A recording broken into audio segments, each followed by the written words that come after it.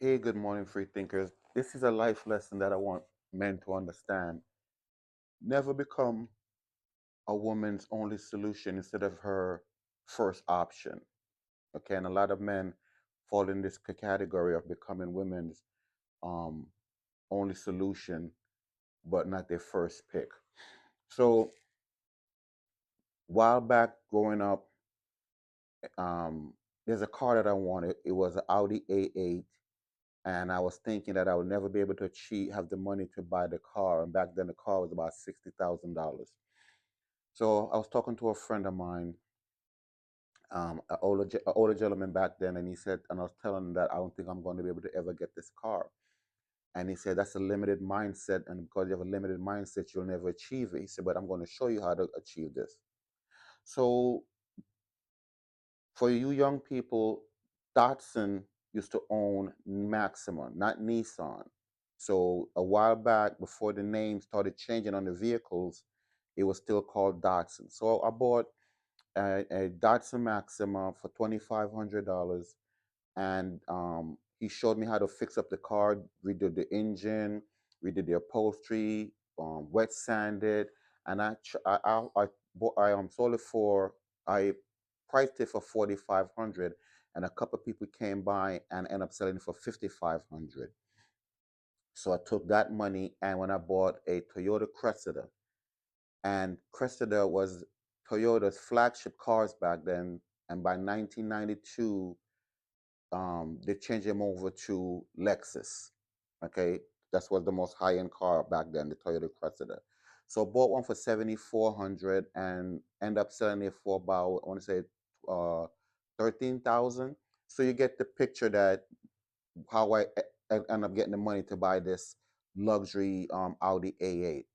So my confidence was very high, and I said, well, there's nothing that I can't achieve. So I was working one day and I met this young lady, beautiful young lady, very attractive young lady, and started pursuing her. And after a couple of times going out, I'm thinking that we're going on a date until one day I said to her about, where we're going with this relationship. Mind you, we never got intimate or anything. And she said to me, well, we're not going anywhere with this relationship because you're like my little brother. Now, all this time I've been taking her out and we're talking. I never saw that coming that I would become her little brother. I think the kids call that now friend zoning you. So, long story short, anytime we went out, I picked up the bill. And when you're pursuing somebody and you don't know better and you don't have people to guide you, you think this is normal practice. I see these young people going through it now when I talk to them about this is not normal practice. That's not something for you to do. Back to the story. So, we went out a couple of times, and this particular time, we went to this club called Bentley back in the days for you older heads. It's called Bentley in Manhattan. I think it was on 58 or 57th Street in Manhattan. And because she was beautiful, she just walked to the front door and they let her in. I had to stand in the line and wait because they're not letting you in with a woman. So I just stand in line and wait, get in, pay. And a couple of times we went out, and this particular time, it was time for us to, well, for me to leave and couldn't find her anywhere. So I came outside looking and got down the block, and I never knew that the human body could be contorted in that way. Never thought the human body could be contorted that way. Saw her in the car backseat with this guy, and I'm like, okay. So went back in the club, got me a drink, and processing what I saw because I never saw the human body contorted that way. And she came back, and she was fixing herself up, and I told her I was ready to go. So the ride to her house was quiet. She asked me if I wasn't walking her upstairs. Not gonna happen. She went upstairs, and we talked a couple of times after that. She asked me if we were gonna go out. I said no, I don't think it's a good idea. um so we kind of lose communication. So about 2.5 months later, out of blue, she called me and asked me what was I doing. I told her I was at work, which is where I'm always at work. And she said, could I come by? So I said, okay. And she said, could I bring her something to eat? Mind you, little backstory. This is somebody who said that Chinese food was the nastiest thing that she ever tasted.